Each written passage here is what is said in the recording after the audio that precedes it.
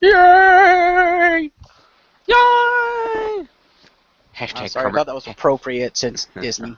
Hashtag Kermit Flail. Damn right. Anyway, hello, ladies and gentlemen, and welcome to whatever the hell this is. I guess it's Lair of the Phoenix, kind of, sort of, and label it as such. This is Summer of Disney special on your behalf of D23. Fair enough, we'll call it Summer Disney Special, that works. Hosted by James Phoenix. Exactly. So yes, we are... Presented by Mole. Sorry, continue. Continue. That last part is not officially... Suggested by Mole. What? Starring Mole. Produced by Marcus Shadow. I already talked produced first. Oh, I thought it was something else. My bad. Directed by James Phoenix, I win. Anyway. Executive produced by Richter Hammer, we all lose. Yeah. Summer of Disney. That's quite. At Mole's suggestion, as he so intoned, I decided to start a new tradition here in the ever-present third annual Summer of Disney. I think it's his third annual. And so... what was that? Never mind. Continue. Sorry, I didn't hear the joke. Anyway. And that tradition is going to be to cover the D23 Disney Weekend Conference, where Disney makes a lot of announcements regarding their films, television series, video games, and other upcoming things that are going to be going on. And it's sort of like Disney's equivalent to an E3 event. And so, at my suggestion, I thought this would be a good thing for us to cover, given that it is the Summer of Disney, and that is an area in which I consider myself some level of an expert. This is something we can talk a little bit about. There will be a series of these videos. Tonight will be the first one. And there will be another one on Wednesday night and another on Friday night of this week. So stay tuned for those. Tonight's video, we're going to strictly focus on film news, about upcoming films produced by Disney and its assorted subsidiaries. That includes both live-action and animated films. Joining me, as you heard from the voices over there, we have the really suggester, producer, writer, whatever, Chriz the Mole from the Mole Hole. And thank you. And all of that where I did at the beginning was just a joke. This is James Phoenix's hour to shine. And over there, we've got from the Shadow's Maw, Marcus Shadow. Hello. And somewhere out in the ether, from the Pew Pew Productions, Anastasia Lazerbeam. Hey. Hi. So, like I said, we are going to talk a little bit about the D23. Also, for anybody out there who is tracking the schedule and realizes this could be a potentially timing thing, X-Sparks with Victor Hammer will begin very shortly, if not immediately following this video. There may be a slight delay on X-Sparks, so if you came in early and you're looking for X-Sparks in about 30 minutes, it might be slightly delayed, just FYI. Yeah, we're going to try not to. Just that famous group of people who are both really into Disney magical wonder and hopes and dreams, and really cynical wrestling fans. I'm sure there's multiple crossovers to that. Technically there is. Disney owns the Muppets. They hosted Raw. It counts. They hosted Raw, and people were like, and a lot of wrestling fans on the internet were like, boo, we just want to see the wrestling. That's a lot of people were like, oh my god, that's awesome. Beaker and Sheamus are cousins. Kermit and Miss Piggy, this is great. We were like that, but a lot of the more die-hard wrestling fans were just like, we don't give a shit about them on our show, we just want the wrestlers. So basically they're wrestling elitist dicks. Fair enough. Not really. It'd be like, do you like Power Rangers? Yes. How would you like it if the entire episode of Power Rangers suddenly focused on, I don't know, say Ninja Turtles doing a crossover, and all the focus of that episode was only on the Ninja Turtles instead of how they actually did it? Wouldn't you have been pissed if you tuned in to watch Power Rangers and instead get Ninja Turtles? Like if you tune in to watch wrestling and instead get Muppets, wouldn't you be pissed? Fair enough, although it's not like they didn't advertise for like 3 weeks before the Muppets were going to be there. But anyway, let's get back on topic. Muppets is on topic. True, but I mean on topic. Today, as I mentioned, we're going to cover animated and live-action film news. So we're just going to go round robin here. Each person will go ahead and give a film they want to talk about. and we'll discuss it a little bit. We'll just keep going around until we've covered all the films that we wanted to cover. If you want to check out more details about these panels, the animated panel was on Friday evening, and the live-action panel was midday on Saturday. So you can check those out. D23.com has all the information on the convention if you want to see more about that. So, who would like to go first with the movie they want to talk about? I don't have a list of what was covered at the panel, so yeah. In that case, we're going to go between... I said I'll go first. Yeah, we'll go between Mole, Pew, and myself until we get to the end. All right. Orlando Bloom will reprise his role as Will Turner in the 5th installment of Pirates of the Caribbean, Dead Men Tell No Tales. Nice. And during this presentation, when they announced that, straight afterwards, Johnny Depp himself appeared on the stage as Captain Jack Sparrow, which is a reprise of his own, because he did the same stunt at D23 Expo in 2009. Boom. That's the type of level of little sprinkles of fact and fun I'm bringing to the table here. Nice. Very nice. Very nice. Yeah, I'm looking forward to that. I am, although I will say when I saw Orlando Bloom get announced, I will admit, part of me was, even though they rumoured it for a while, part of me was like, yay, Orlando Bloom's back. And then I was like, oh, but his story's complete. What the fuck? His story is complete, but given that he is the now immortal captain of the crap, I forgot the name of Davy Jones' ship.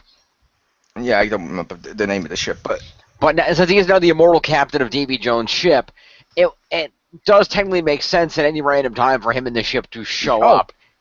It makes complete sense. I just meant his story was complete, so part of me was like, I don't want to see more of him. He's complete. Let's just let him have his happy ending with his dad and stuff, and doing all that stuff. Let's just let him be. His happy ending of, never seeing his wife again? Yeah, or his son that he fathered and then went back to see when he was 10. Yeah, which could be a plot line in and of itself. Yeah, but he's getting to do stuff like what his dad did and stuff with the ship and all. It's fun, and I'm like, it's not a perfect Disney-fied happy ending where everything's nice and neat, but he still somewhat resembles happiness. And I'm like, I feel like when they bring him back, they may ruin his character or his story. That is possible. That is possible. But Disney has never been known to bring characters back in sequels and ruin things, so I don't think that's an issue. Yeah. It's what Diz do. Yeah. Though I am still excited for the 5th one. That's why I mentioned that first, because that's a pretty big one. And that is. You either fall into the category of, boo, another Pirates of the Caribbean sequel, I don't want to see that, because the 4th one sucked. Oh, really? You saw the 4th one? No. Okay, whatever. It sucked because it didn't. Yeah, or you fall into the category of, cool, I'm looking forward to another Pirates of the Caribbean film. Ironically, who didn't like the 4th film, which is fair enough. Which is ironic, because usually most people say the 4th film was okay. Most people hated the 3rd film. I didn't like the 3rd and the 2nd. See, I haven't had anything against any of the films thus far. I've generally liked them all. I'll watch them all.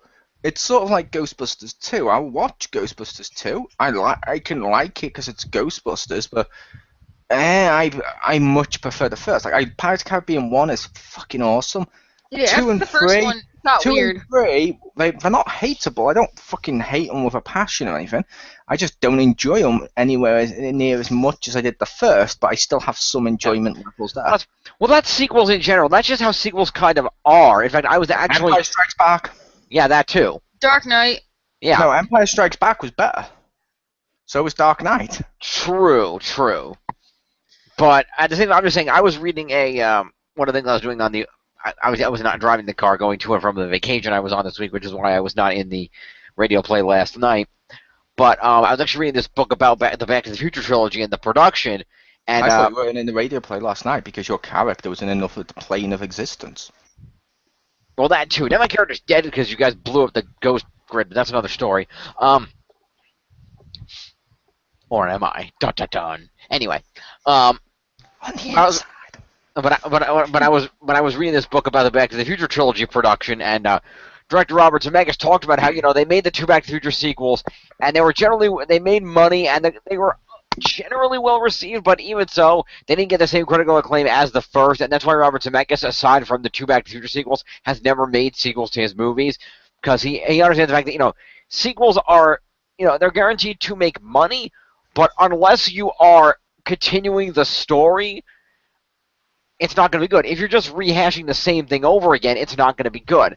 And he cited the only two instances he could think of, and that I think somebody else referencing it, so the only two instances they could think of in which a sequel actually did a good job continuing the story and wasn't just, we're rehashing this for the sake of we want to make a sequel to make more money, were the two Back to the Future sequels and Godfather 2.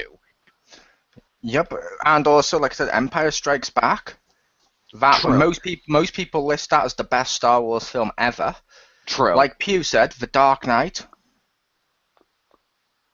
It's not a fan. I'm not a fan of it. More people seem to like Spider-Man 2 than they did Spider-Man 1, and I mean Spider-Man, not amazing.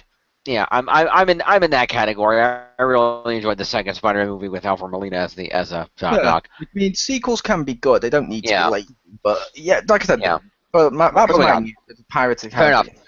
Yeah, if anybody's interested in knowing, by the way, they also mentioned the premise here is that a down on his luck Captain Jack Sparrow finds the winds of ill fortune blowing more strongly when basically ghost pirates led by an old nemesis known as the terrifying Captain Salazar, played by Javier Bardem, escape from the Devil's Triangle and are determined to kill every pirate at sea, including Sparrow. His only hope of survival lies in seeking out the legendary Trident of Poseidon, a powerful artifact that bestows upon its possessor total control over the seas. It was also confirmed thus far that aside from Bloom, who was just announced, the only other cast member reprising besides him and Depp will be Jeffrey Rush as Barbossa. Yeah, it's also worth noting, at least to me, I don't like that title. And yeah, it's a little unwieldy. Dead Men Tell No Tales. It sounds cool, but the others are all like The Curse of the Black Pearl and stuff like that. They sound like what the adventure is. That should have been something about the Poseidon staff thing. Well, in all fairness, the last one was on Stranger Tides. That didn't really tie into what they were doing in that movie. Yeah, it did, because they needed the mermaids and all the water and stuff to help them out to get the elixir thing. That is true. Fair enough. Since Marcus, any comments on that? Nope. Okay. Sounds cool. All right. And I completely agree with a lot of what you guys said about like Orlando Bloom and stuff. It's like, yeah, his story's kind of done, but at the same time, it's like, yeah, he's popular. The character's popular. And they don't make the money. Probably why they're doing it. Marcus, I don't know if you can do anything about that, but you may want to double check your internet because you're sound like you're lagging out and breaking up just slightly. Just FYI. Great. We can understand you, but it kind of did a thing where it's like you were talking like that a little bit. That sucks. But, moving on. Anastasia Lazerbeam, how about a film you want to talk about?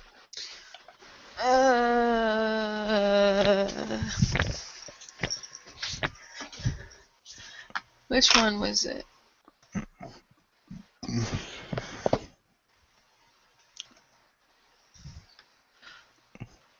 The animated, I don't know, it's not a film, but the animated shorts from Guardians of the Galaxy that they're doing.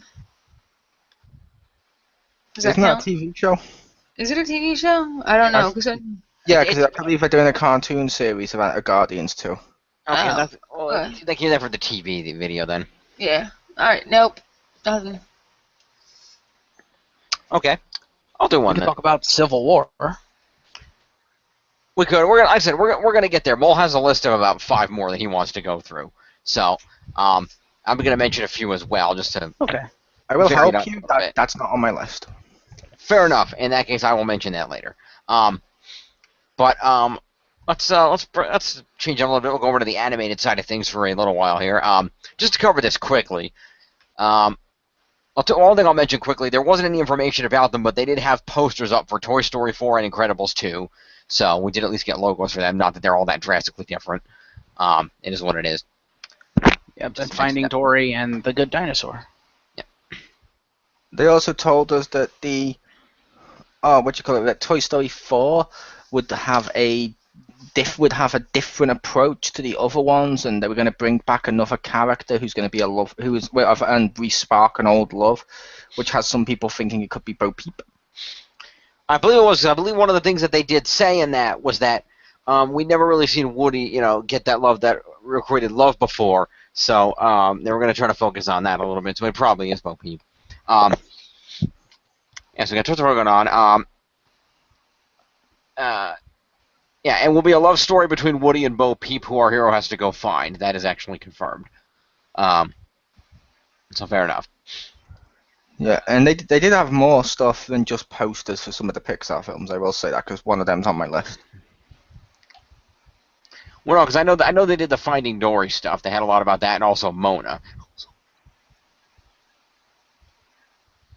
Was there something else they had a lot about? Yep. Director Peter Sohn and producer Dennis Ream showed new sequences, including a never-before-seen footage, and it looked pretty cool, of a trio of T-Rexes in action for The Good Dinosaur. Nice. Which, The Good Dinosaur looks really awesome. Like that, it's like a boy and his dog story, but the dog is the boy, and the dinosaur is the boy in the relationship. If that makes sense. So like, that's kind of cool. Like the boy's like a little feral cave boy going, eh, which is completely stupid if humans and dinosaurs never crossed paths. But I will allow this because it looks really fun.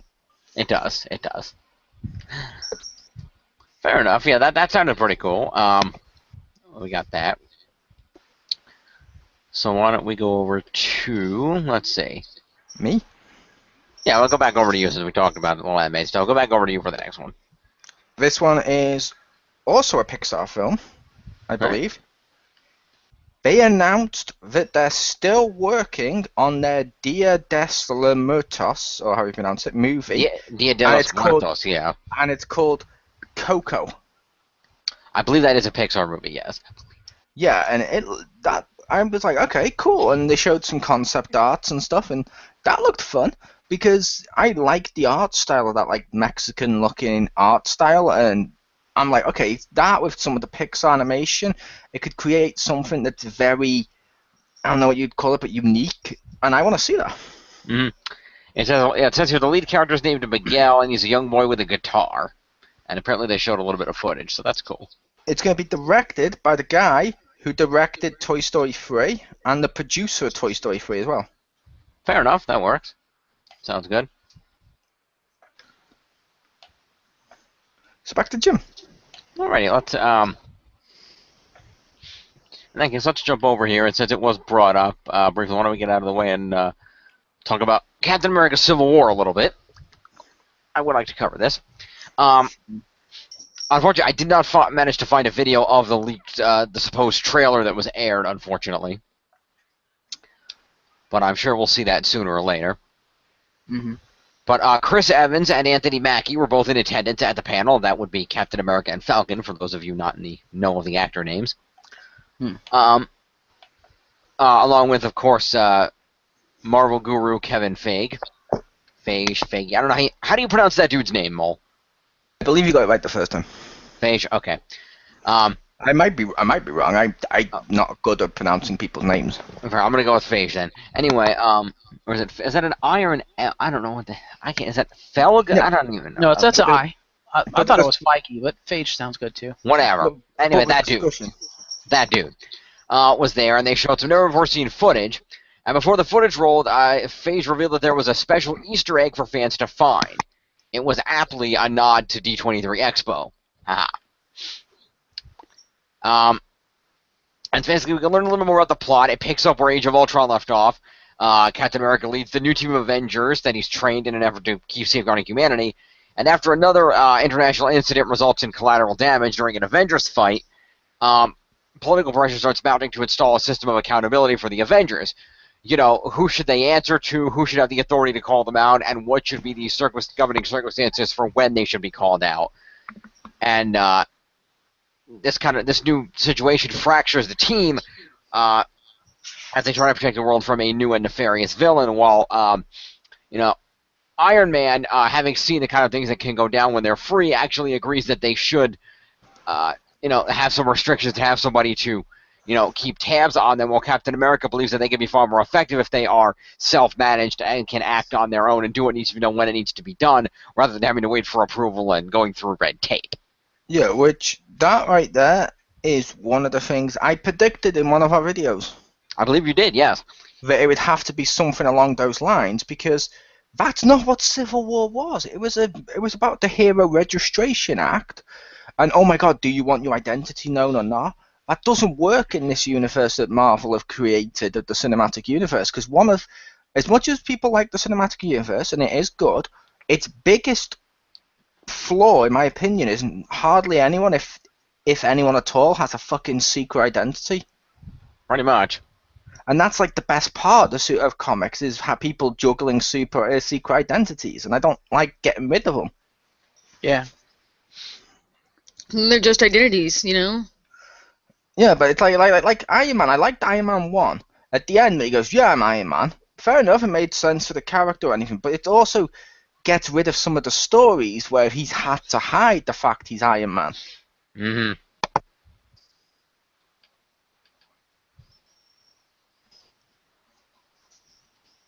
I don't like the fact that it seems like they're doing a nod to the fans, but to me it feels like a backhanded nod of because he starts saying the whole, Iron Man's my bodyguard thing. He's like, nah, fuck it, I'm Iron Man. I'm like, really? I don't know if it's just me, but it felt to me that that was kind of like shitting all over the fans. Kind of, yeah. I don't think it was shitting all over the fans, but I think it was like a nice little nod. But I just didn't like the idea that he revealed it so soon. Mm-hmm. Yeah. Like Civil War, the stakes are much better if it's their secret identities, because oh my God, no! Now the enemies are gonna know who they are. Whereas this universe, the enemies already know who the fuck they are. Which I'll admit makes me like 90% less interested in Civil War than I was when they announced the comic of Civil War at first. But I think this one will probably be written better. Probably. I also find it ironic that they're going with this and putting Tony on the side of we should be regulated, considering what he's done and how he's acted throughout the Iron Man movies of fuck the government, I'm Iron Man. And also, if he had been regulated, would he have been able to actually, save Pepper and all those people in the fucking third movie when he decided, hey, you know what, here's my address, come get me. Yeah, but at the end of the third film, when he sat down and he's contemplating on his bed, and he realizes he is Iron Man, and he blew up all his suits and stuff like that, he was learning a lesson. And to be fair, from the beginning of Iron Man to the end of Iron Man 3, and obviously including Avengers, he's learned that maybe he's not God, and maybe he should learn his place every now and again, and I think that's a good arc for him. And I think that also ties into what happened to him going into Age of Ultron, because we saw Tony in that situation of, he wants to keep the world protected because of that vision he saw from Scarlet Witch and whatnot. I apologize. Because of that vision he saw from Wanda Maximoff, he's obsessed with keeping the world protected, and I could see Tony having seen that vision and believing that he on his own can't do enough, the Avengers would be defeated, feel that having the Avengers officially in the league with other world powers would, give those world powers the ability to know who to call out and when. Basically, somebody bigger than him to call the shots to make sure that he doesn't make a fuck up like that, is I think the general concept. Yeah, however, Marcus, you were semi-right, in my opinion, he should be on that part, in my opinion, but Captain America shouldn't be on the side of not wanting to be regulated. He's a soldier. Yes. That's what he does. That's what he knows. Yes. It changes Captain America to be like, no, fuck it, I want to blow shit up. Yeah, they should have reversed the roles, but because they decided this is going to be a Captain America movie, he has to be the good guy. I'm like, really? Was there a good guy in Civil War? Because I thought that was kind of the point. That was the point of Civil War, was there was no good guy. However, midway through, when Iron Man completely destroyed Peter Parker, there was... Whoa, what the fuck? Sorry. Phew, noise. Sorry, my headset fell off. Really? Okay, but yeah, I said that was the point of Civil War. However, halfway through... No more noises. Halfway through, basically when Iron Man destroyed Peter Parker and stuff, he was clearly a fucking douche, and no one liked his character at that point as much because he was kind of the bad guy.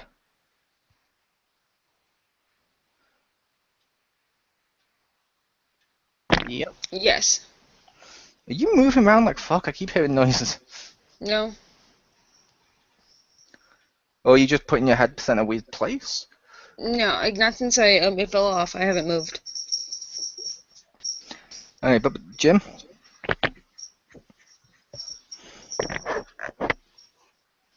Jim? Jim, Jim. I'm here, yes. Okay, I thought you were ignoring us and you were recording. No, I was here. I accidentally hit the mute button. My apologies.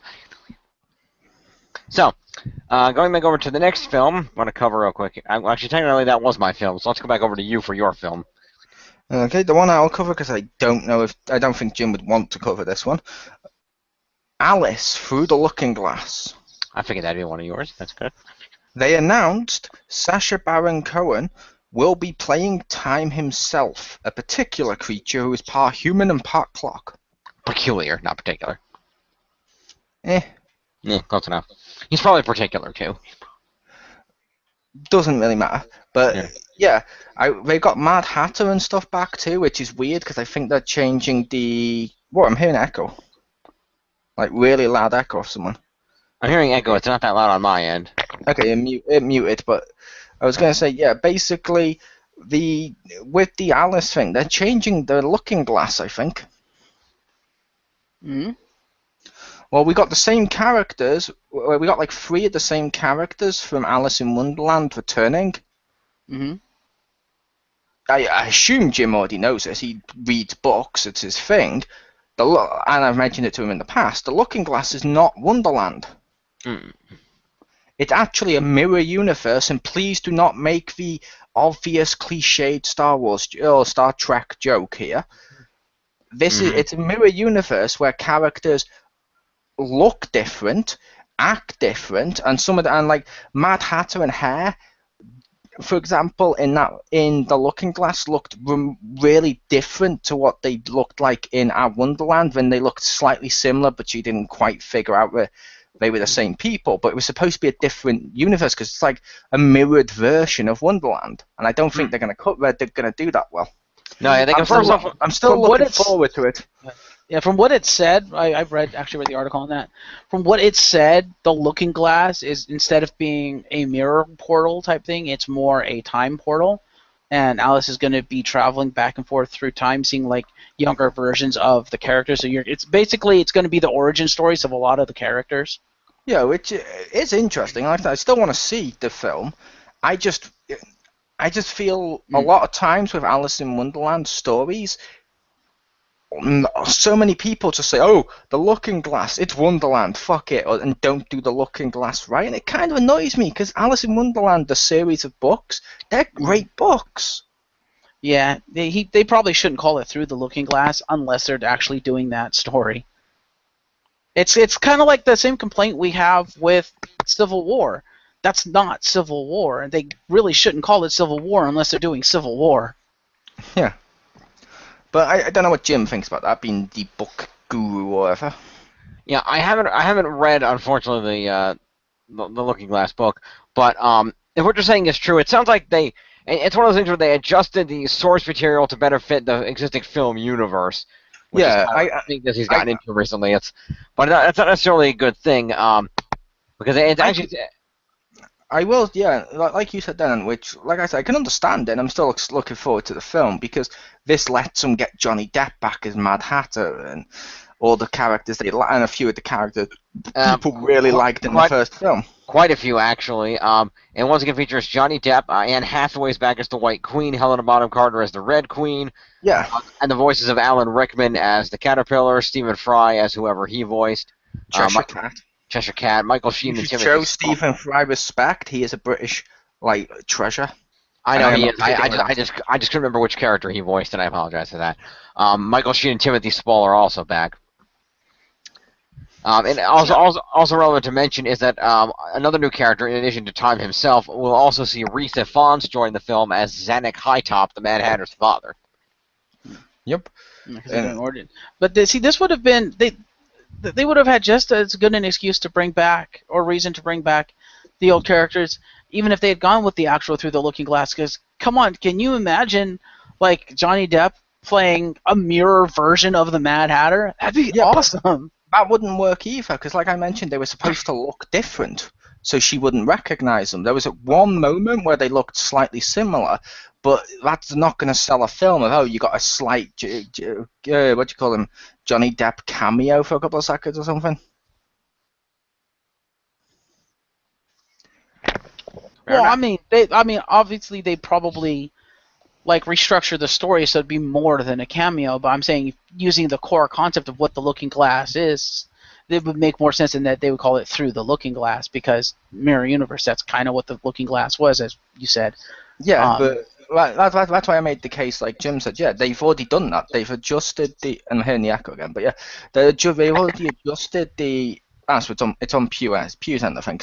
But yeah, basically they've already adjusted the story so they can get him back in a bigger role, in a massive role, and they've done it where it's still a looking glass, but you're looking at different periods of time. So I don't know, it's a little interesting to me. Like I'm still looking forward to it. I just wish more people were, I don't know what you'd call it, but knowledgeable about the Looking Glass book. Mm-hmm. Well, that's why I said, the concept sounds pretty sound. It sounds like it'd make actually pretty interesting and good movie. It's just I wish they wouldn't use Through the Looking Glass.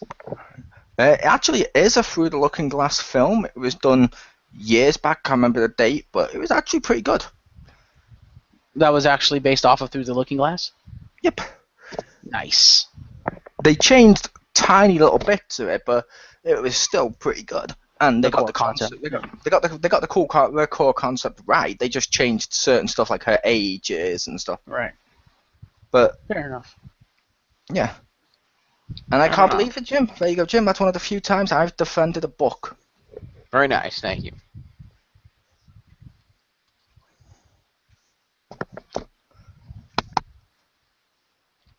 All right, let's go on to the next film. Jim, may I mention one? I don't know if it's on either of your lists. Help yourself. Go ahead. I just happened to come across this article, and it actually sounds kind of interesting. It's called Gigantic. That was on my list. I like that. That's on your list? Do you mind if we talk about it more? I don't mind. We're going round table. Whichever way to get it's basically... Okay, sorry. Yeah, it's basically Nathan Greno, the guy who co-directed Tangled, is going to helm this one. And it's basically a Spain-set take on Jack and the Beanstalk. Now, this guy's a little bit arrogant because his quote is, "We want to make the definitive version of Jack and the Beanstalk." So I'm like... That's not that arrogant, though, because, to be fair, think about it like this. As much as I don't like the film, the Snow Queen, or whatever it was called, that old legend, most people know the Frozen one. If I say to you, name me a dwarf, you're going to mention the Disney one. Disney, as much as I don't like a lot of the stuff they do, and as long as they also fuck up stories, they're the stories people remember as the definitive story of those tales. So this is going to be like the Jack and the Beanstalk people will probably remember, especially if it's got Oscar-winning songwriter as Kristen Anderson Lopez and Robert Lopez, who did the Fame music that got overrated. The Frozen music. Yep. I just said that. Yeah. Yep. But yeah, this story actually sounds really interesting though, because it's basically when Jack goes up the beanstalk, instead of meeting, a male full-grown giant, he meets an 11-year-old girl named Inma. A 60-foot 11-year-old girl. Yeah, well, she's a giant, but yes. And so it's the whole story and movie sounds like it's going to revolve around the relationship between Jack and Inma as Jack helps her find her way home. And I actually believe the correct term, Marcus, is giantess, as you're supposed to call a female giant. Mm-hmm. Well, I'm just going by what the article says. The article calls her a giant. Fair enough. It sounds really interesting. And the one screenshot they have from it, the cell they have from it, the animation looks really good, actually. Or the art style. It does sound cool where he discovers like a world of hidden giants in the clouds. He helps her try to find her way home. And they describe her as, but doesn't account for her supersized personality. And Yeah. who knew giants were so down to earth? Yeah. I see what they did there. Which, does Yeah, that mean we're not going to get the cool scene where he cuts down the beanstalk and kills it? Probably not. Unless there's an Apparently the evil bad guys giant. Apparently the bad guys are going to be the storm giants. Okay, he'll Okay. chop down the beanstalk and kill the main storm giant. Wait a minute, storm giants. Yes. Mole, you think what I'm thinking? Possibly, but where are we going to get a car battery this hour, brain? Very nice. No, are we thinking these guys are just going to be a ripoff of the frost giants? Possibly, but storm giants, my guess is they're actually going to be gods of, because they're in the clouds, they're probably going to be what causes the storm to give it more of a nature mystical element. But like I said, I do think the head storm giant, he will probably cut down the beanstalk and kill it, because everyone knows, there's a few facts people know about Jack and the Beanstalk, and that is he sells his cow, he gets magic beans, he goes up there, there's a golden harp, he cuts down the beanstalk and kills a giant. That's the most basic stuff people know, which means he kind of needs to kill a giant by chopping down the beanstalk. Indeed.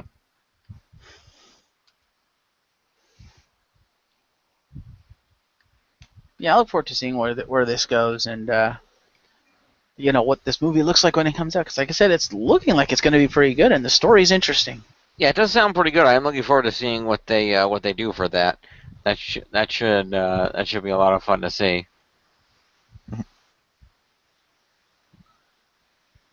All right, Back to the lair. back over to me. All right, so the next film that I'm going to mention, I'll stick on the animated trail for right now. Since it is important, we should cover this, even though it is kind of unnecessary. I think they might do a decent job with this. Let's talk about Finding Dory for a minute. It didn't need to exist, and that's all That's I'm what going I was to say. gonna say. Which is fair enough, but since it does, that was kind of the big one they talked about. That seemed to be the one that they had a lot of focus on. A lot of information got revealed for that movie, which will be in theaters June 17th of next year. We found out that Diane Keaton and Eugene Levy will be voicing Dory's mom and dad, Jenny and Charlie. Ty Burrell will be voicing Bailey the beluga whale, who believes he has a massive head injury and doesn't realize how belugas actually look. Albert Brooks is returning as the voice of Marlin. Hayden Rollins will be the new voice of Nemo because the old Nemo is now 21 years old. So age the character. You would think. Let's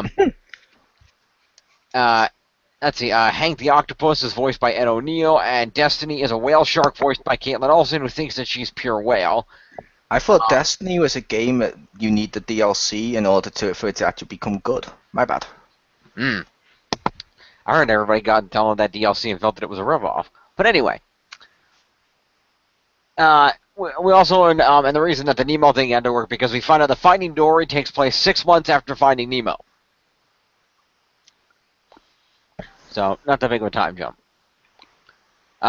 In the film, the idea is that Dory is on a school trip and pulled into an undertow, which triggers flashback memories from the past, and she must try to migrate and has a memory about the Jewel of Monterey, which takes her on a quest to find her parents.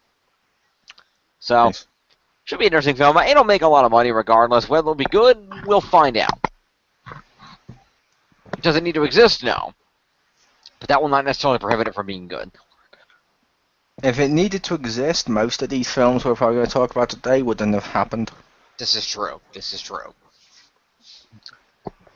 But anyway, let's go back over to Mole for another film. I also would like to say I don't know if it's good or bad that they're bringing Nemo back with a different voice actor. Mm-hmm. Like you said, I understand dude's 21, but still, if they're gonna bring Nemo back, I say it should be the original voice actor, and they should age characters appropriately so he can come back. Otherwise, don't use him. They've used multiple actors for people like Simba and stuff. Indeed. Fair enough. I can understand if they're setting it then, because they don't want to do an old Nemo, which, but Well, yeah, I guess that would depend. How long is 6 months in fish years? about Fair enough. That was fish for an exact date. Use Google Translate on that, bitch. Yeah. But yeah, basically, my one, speaking of stuff that doesn't need to exist, although I kind of want to see this, I don't know why at first I didn't want to see it, now I kind of do. I might fall back out of love with it, I don't know. This is the last one on my list. Okay. Iron Man director Jon Favreau came out to show off his live-action retelling of Disney's Jungle Book. That is starting to look good. He was joined by actors Neil Sefif, the newcomer who plays Man-cub Mowgli, as well as Oscar winners Ben Kingsley, who's the voice of Panther Bagheera, and Lupita Nyong'o, who voices Mowgli's protective mother wolf of Rakisha. The footage they showed off was incomplete, but it shows off the movie's very cutting-edge visual effects that have been praised by the people who have seen it, that will bring a talking Blue, played by Bill Murray, Kaa, played by Scarlett Johansson, Shere Khan, played by Idris Elba, and King Louie, played by Christopher Walken, to life. The Jungle Book will open in 3D and IMAX 3D on April 15th, 2016. Thank you. Indeed, and they also confirmed that they did show some unfinished footage. I just mentioned it. You did? Yes, he did. Shown, while incomplete, nevertheless showcased the movie's cutting-edge visual effects that have been praised by the people who have seen it. Fair enough. But the only thing I was going to mention regarding that footage is when they showed it, in addition to some of the footage, one thing at the end of the footage, the last thing that showed was Christopher Walken's King Louie, who basically they got there, he came out and he basically said, "How you doing? I'm King Louie," or something like that, and apparently the audience went nuts. So apparently Christopher Walken is still a win even in monkey form. Christopher Walken's awesome, but another movie that doesn't really need to exist, and I still have to face on that. Why are you doing this? But I'm probably still going to see it anyway because that's a fucking awesome cast. Yeah, that's what I said. The film doesn't need to exist because Disney's now making live-action versions of everything that they can. That's the older stories to try and modernize them or update them and stuff so they still seem fresh, which I can understand because and I've come to realize this with Disney.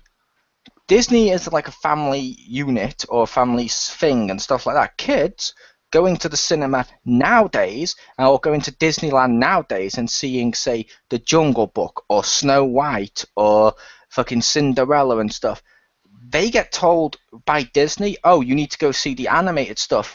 If they go and see the animated stuff from like the 1960s, it's really dated. So when they do the live action remakes, it's not, oh look, they're remaking the animated one, because if they remade it as an animation, people would rage because, oh no, they're rebooting the Jungle Book. If they do it live action, people won't rage because it's not rebooting the animated stuff that the older fans loved, and kids today can now enjoy these stories in a very modern way, and that will encourage them to say, oh my god, it's Cinderella when they go to Disneyland. So it makes sense from a business standpoint. I just think that some of them are really unnecessary, but yeah, and that's how we end up with good fairy wings ripped off Maleficent. But we also ended up with Cinderella. True. I would say it does make sense. I think Jungle Book is one of those movies that doesn't work that way because at the end of the day, it's still animated. You're still basically doing an animated remake of an animated movie because they even said themselves the only live-action element to the movie is Mowgli. That one character does not a live-action movie make. I'm sorry. This is an animated movie. All the characters are CG. There's a supporting cast of CG or CGI and stuff. However, the human is obviously a human. The environments will be realistic looking and stuff like that. It's the same way as is Star Wars an animated one because all of the movie was made, a lot of the film is special effects? No. Is Transformers an animated film because, and I don't mean the Transformers animated film before you make that little obvious comment, I mean like the Michael Bay Transformers 1 because most of the characters are robots and CGI. No, because the environments and they have enough human elements that it's live action. It just has CGI inserted onto it as well. to enrich the stuff and bring some of the characters to life that they couldn't otherwise do. Like, say, as much as I don't like this character, Jar Jar Binks in episode 1 being an animated character throughout the whole film doesn't make the film animated. Well, I'm not saying they should have taken all the characters and made them like human or anything. Absolutely, they kind of have to do this for them. I'm just saying, when your only live action element is Mowgli, I'm like, can you really call that live action? A lot of the environment are probably going to be CG environments, I would imagine. Although some of them might be on like location on certain places. Yeah, some of them will probably be practical and stuff like that. Yeah. So, yeah, it works, and it does make sense. Like, it makes sense for this film, and it's not an animated film. It is the live action version, so it works. Yep. It's just not 100% live action. It's like the movie Avatar is still a live action film. Most of that film is all CGI blue people, but it's still live action. Yep. Fair enough. Very true. Very true. Even Roger Rabbit counts as a live action film. Yep. Oh, and that's soon. Indeed. Marcus, any other films you want to mention on there? Beauty and the Beast. Speaking of live action adaptations. Sure, go ahead. Take it. I didn't have a chance to see if the little mini video was up, but apparently at D23 when they talked about Beauty and the Beast on the panel, they had a little like video clip from the cast who were in London filming the movie, and it was of like Emma Watson and I think the guy who plays like Gaston. Emma Watson, Josh Gad, and Luke Evans. Will Kelsey Grammer be back as Beast? Nice. Mm-hmm. Anyway, it was the three of them, and apparently they sang, and I'm like, I kind of want to see this because I didn't know Emma Watson could sing. Yeah, it's a musical greeting. Yeah, and she kind of has to sing because she's playing, a Disney princess in a Disney movie. Singing is a requisite. I know. I will say, it still surprised me a little when they said it was going to be a musical. I was like, really? To be fair, Jim, have you not seen a Disney film with a Disney princess? Some of those films, the actual singer and the voice actress, are two completely different people. That is very true. You are right. Disney fact. Boom. And sometimes two of them are the same people. Did you know Jasmine and Mulan have the same singing voice? Anyway. That's racist. I know. Why did the Arab chick and the Asian chick have to have the same actress, but all the white chicks get their own actress? That's not right. Anyway. But then again, to their credit, the Black Princess had the same voice actor and singing voice, so. Yeah, some of them do have the same. But anyway, yeah, that's going to be I don't know how to feel about Beauty and the Beast live action. I think it could be awesome. And I'm a Watson fan, so I'm looking forward to seeing it. But at the same time, I'm like, especially when they said musical. Well, number one, it's musical. Number two, it's going to be awesome. Number three, have you heard the rest of the cast? No. Well, Emma Watson, Dan Stevens, I believe, is the Beast. Luke Evans, who is Gaston. Josh Gad is, I don't know who the hell he's playing.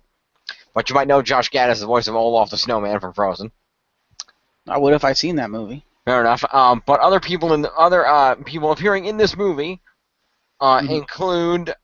Let's see here. What the?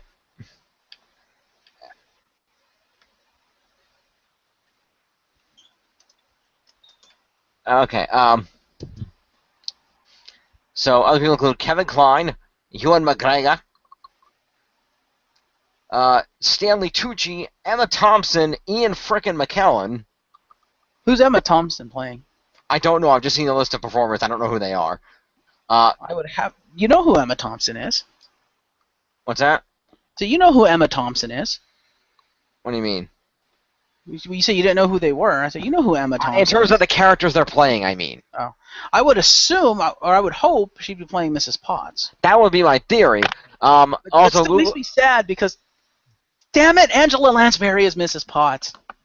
Google Mamba Raw, Audra McDonald, the newcomer, and Nathan Mack, who I'm assuming is Chip. Well, that's still a hell of a cast, you got to admit. It's a good cast. I have to wonder who's playing Beast. I would have to assume Ian McKellen is probably playing Belle's father. That would make logical sense to me. Which would be awesome. If it's No, live I action, will not give you my daughter. Yeah, and I said if it's live action, Marcus, the only person who can play Beast is Robert Carlyle. Ha, nice. I approve. And actually, no, Ian McKellen is is going to play Cogsworth. Really? Yes, That'll be interesting. I can see him doing Cogsworth. Oh no, actually, Kevin Kline is playing Belle's father. I guess that fits better in terms of age now that I think about Yeah, it. because you got to realize, Ian Ian McKellen's really, really old. Yeah, he is. And as a related note, yes, Emma Thompson is Mrs. Potts. Stanley Tucci is playing Cadenza, whoever that is. That's a new character, I guess. Oh, okay. Josh Gad is playing LeFou. That makes sense. I could see him doing that. No comment. No comment on Josh Gad as LeFou. Don't know who that is. Now, LeFou, the little bastard that hangs out with Gaston. Oh. No one. Him, yeah. That guy. Josh Gad is playing him, which means Josh Gad gets to sing the song, which is awesome. Thank you for cutting him off, Marcus, and sparing our listeners. Indeed. Also, Ewan McGregor will be voicing Lumiere. I can see that. Also, yes, Luke Evans is playing Gaston, as was previously confirmed. I'm not sure. I don't really know exactly what else he's been in, but fair enough. Who, Luke Evans? Yeah, I don't know him from much. He's Dracula. From that crappy remake. Okay, fair enough. Yeah, that's right. Gaston is being played by Dracula, people. And then the Beast himself is being played by Dan Stevens. No idea who that is. Apparently he's on Downton Abbey, among other things. Does that mean Disney's changed? How so? I believe, if I know, people mentioned this during some of the stuff under the Disney's when Disney owned the rights to Power Rangers, and some other stuff to do with Disney. Disney won't have actors who have been in roles that are seen as really inappropriate for the kids to have seen. They do tend to do that, yes. That is very true. And they got Ewan McGregor. Why, what was he in? Trainspotting! The film about drugs and sex and stuff. I've never heard of that movie, fair enough. Okay, fair enough. It's a really huge, famous film. In fact, Family Guy. You like Family Guy, right? Yes. You know the scene when Stewie's in his bed and he rotates it and he sees himself crawl across the ceiling? Yes, I remember that scene. That's parodying Trainspotting. Fair enough, got it. Also, I see also here the Dan Stevens playing Beast. He's also the guy that played Sir Lancelot in that last Night at the Museum movie. Nice. But I just thought it was an interesting thing because, like I said, they're normally famous for not doing that. And like I said, Ewan McGregor, Trainspotting. That is true. That is true. They are usually. And that's not me saying Ewan McGregor should never find work. I like Ewan McGregor. I'm just saying it's interesting Disney's done this. Yeah, it's kind of. Well, that's true. I have a counter argument for that. That makes perfect business sense. You're going to say they own Star Wars. Ha ha ha ha. Yeah, I was going to say Obi-Wan Kenobi. Why would they not want to put Obi-Wan Kenobi in a movie? That's like free publicity for Star Wars. Also, because it's the prequels, which is the era they're trying to avoid. Yeah.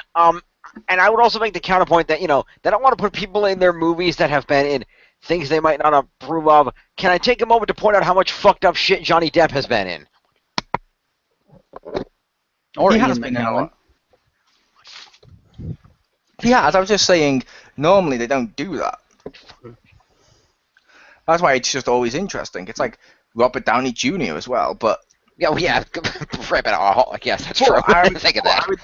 But I would make the case the Marvel films are different, so I will give them a pass. Like, I don't like Pirates of the Caribbean. Not a lot of people consider that Disney, so I will allow that as separate. Whereas, I mean, it is Disney, but when you think Disney, you don't instantly think Pirates of the Caribbean. You think stuff like Beauty and the Beast. So this is more putting someone from that role into one of their core franchises or elements. So True. But yeah, it still sounds interesting. I just thought it was an interesting little thing that they do. But yeah, my bad.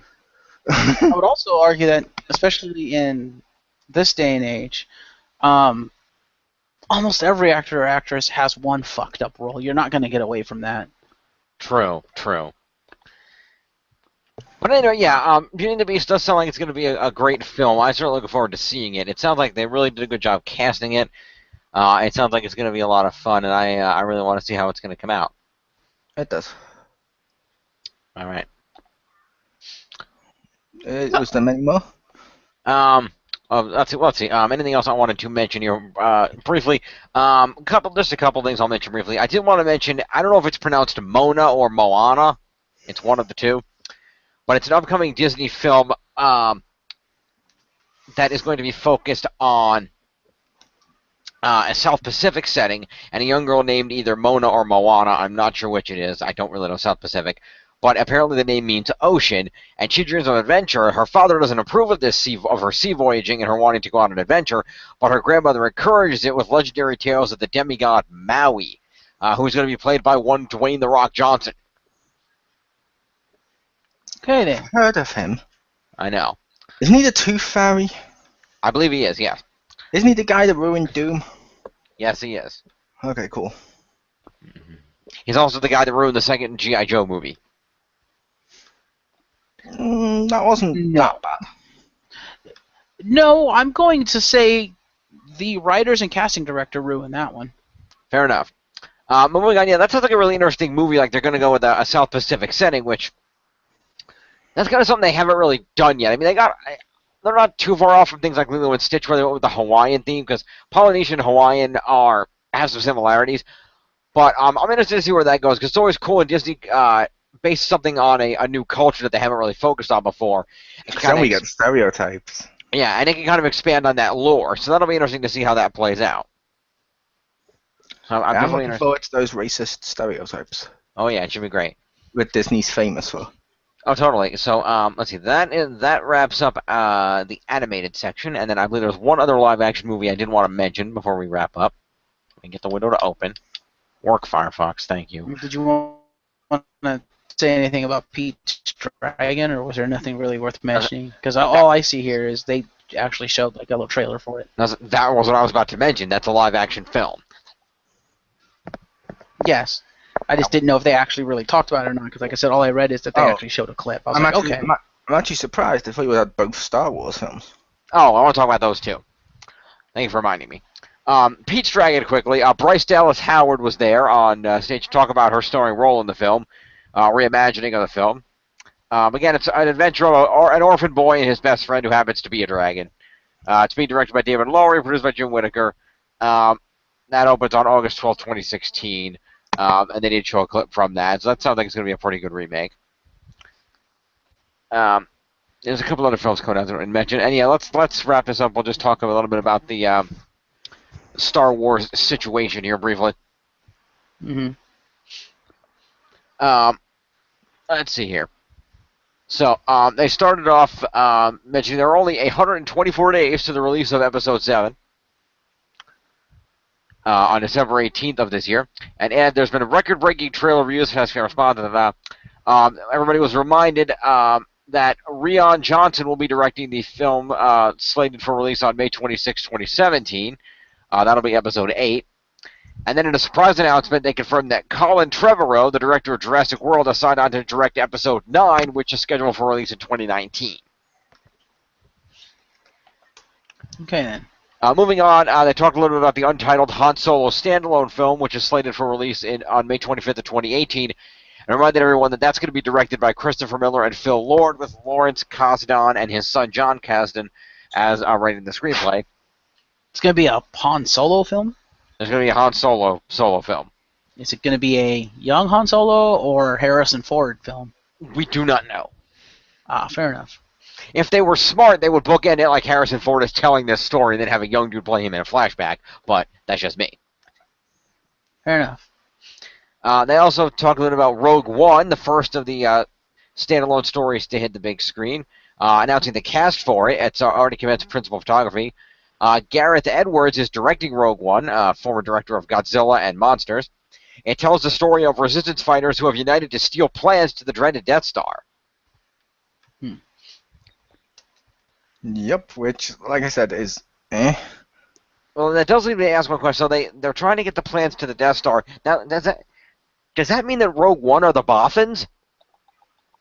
Yeah, but I was going to say, basically, with this, like I've mentioned in the past with that one, they've already told that story in the past, and now they've erased it and then charged you money to see it. Cool. Yep. They have assembled a stellar cast, including Felicity Jones, known for her Academy Award for her leading role in The Theory of Everything, got a nomination. Diego Luna, who was in the 2008 film Milk and Killing Them Softly. Ben Mendelsohn, recently nominated for an Emmy for Bloodline and co-starring in Mississippi Grind. Donnie Yen, there you go, Jeff. Marcus. Nice. Donnie Yen, a Hong Kong action star who starred in IP Man and Blade 2. Jiang Wen, who co-wrote, produced, directed, and starred in Let the Bullets Fly and Devil's on the Doorstep. Forrest Whitaker will be in the film. I don't think he needs any introduction for all the wonderful things that he's done. Alan Tudyk, who plays a performance capture character in Rogue One. And Riz Ahmed, who was recently featured in Nightcrawler and starred in the BAFTA-winning film Four Lions. So they didn't confirm who was who, but just that's a pretty good cast, comparatively speaking. Mm-hmm. I'd be interested to see where that goes. That could be interesting. And actually, Jim, Yep. I think you'll find there was 3 lions and they were on a shirt. Boom, if anyone listening. I'm not even going to explain it to them. I wish you'd explain it to me. I will after. I'm have to tell them I'm not going to explain it to them, as in you two. I'll explain it after we record. But Fair enough. Let's continue. So The Force Awakens ended the presentation as J.J. Abrams introduced the stars John Boyega, Daisy Ridley, Oscar Isaac, and Lupita Nyong'o. They cheered when John Boyega announced that everyone there would get a Drew Struzan D23 Expo commemorative poster. Then Harrison Ford joined on the stage to wild applause and closed out the panel.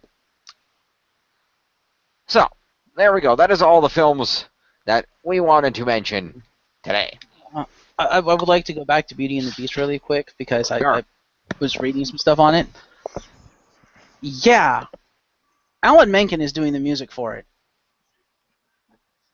Yes, they did confirm that all the songs from the animated film will be reprised in the live action, as well as a few new songs. No, he's rescoring all the songs, and he is doing new songs with Sir Tim Rice. The score is going to be fucking phenomenal. Indeed, but they did confirm that all the songs from the animated movie will be in there. Yeah, they are, but I think he's rescoring all of them. which would still be the Okay. same songs, they'll just be slightly Yeah. different. Probably slightly better. I And it don't will be know. directed by Bill Condon. I don't know, how often does Alright. that actually work, where they take a songs that people love from an animated film and then change them?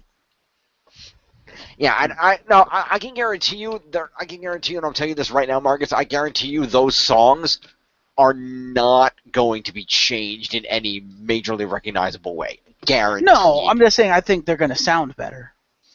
I don't know. We'll see. But I guarantee you those are going to stick to the heart of what those songs are for one reason only, and that's that lest you forget, It's those Disney. songs... Yeah, I know. No, I don't mean Disney. I mean the fact specifically, Alan Menken is in charge of the music on this, and those songs were lyricized in the early 90s by the late, great Howard Ashman, one of Alan I Menken's know. best Oh, yeah, friends. no, they're not going to change what those songs are. No, not at all. Yeah, when he says rescore, it doesn't necessarily mean they'll change the lyrics, Jim, but they may change the tempo or the beats or something, like make them more modern. Which Yeah, I understand. Or, you know, they may have like a larger orchestra, so he may have to actually rewrite parts of the music to fit a full orchestra. Which is fine. That's not what I was saying, if I could finish my thought. What I was saying was that the heart of the songs will still be in there. It won't be a dramatic, any musically or otherwise, instrumentally, there will not be drastic changes, because Ashman and Megan worked so closely together on those songs for that movie. That was the last movie that Ashman actually completed before his death. He got to see it shortly before he passed away. And so I guarantee you that Alan Menken, in honor of the memory of his friend, will not allow anything bad to happen to those songs. They will still be the amazing songs that you remember. And I guarantee you that the new songs will hopefully live up to what he's done. Tim Rice having frequently taken over in the partnership with Menken in several other hit Disney films of the era. And I'm going to almost guarantee there'll be people that don't like them as much as the original. Probably. That's inevitable. Yeah, as I was saying, this movie's going to be directed by Bill Condon, who directed Twilight, Breaking Dawn Parts 1 and 2, and some other stuff, so it could be good. It's also being written by two people, one who doesn't have a lot of writing credits, the other one who, a lot of those shitty direct-to-DVD sequels that we think shouldn't exist that Disney has? Yep. Yeah, this person wrote about half of them. Maybe not quite half, but wrote quite a few of them. And I'm just like, oh boy. But he is also the one that wrote The Huntsman. I don't know if that was any good or not. Trailer looked good. It was okay. Yeah, so that. I prefer to miss the sheriff. I don't know about Mole. Yeah, that might give our audience here an idea of what could possibly come from the writing. It's even Evan Spiliotopoulos, that's the guy who did The Huntsman and all those direct-to-DVD sequels that shouldn't exist, and Stephen Chbosky, they're writing the screenplay. Like I said, this guy doesn't have much. He's written, he's kind of written for Emma Watson before, so that could be an advantage because he wrote Perks of Being a Wallflower. He also wrote Jericho, the TV series. So yeah, he also wrote Rent, the screenplay. And cool. Okay then. Yeah. I believe Jim was wrapping us up. Yeah. Indeed. So, that is a look at the films for D23. Thank you two for joining me, and thanks to Anastasia Lazerbeam, who had to leave the recording early. Absolutely. It was a lot of fun. Again, stay tuned for Wednesday evening. We're going to take a look at the television show panel, which is going to include a brief discussion of the already briefly mentioned during the last episode of XCR show, The Lion Guard. We'll talk about that a little bit. Among other things. And we're also going to cover the video game panel in that video. So all the game news on things like Disney Infinity and whatnot will be covered there. So stay tuned for that. And then the final video on Friday evening, we're going to take a look at some of the news about upcoming attractions at the theme parks and any other things that were at D23 that anybody would like to cover. I know at minimum I will be at least briefly discussing the this year's Disney Legends inductions, so we will at least discuss them a little bit. And maybe some of the other stuff that happened at the event. We shall see. But in the interim, I am James Phoenix. This has been a Summer of Disney D23 special here on the X-Pound. We'll see you next time. Peace.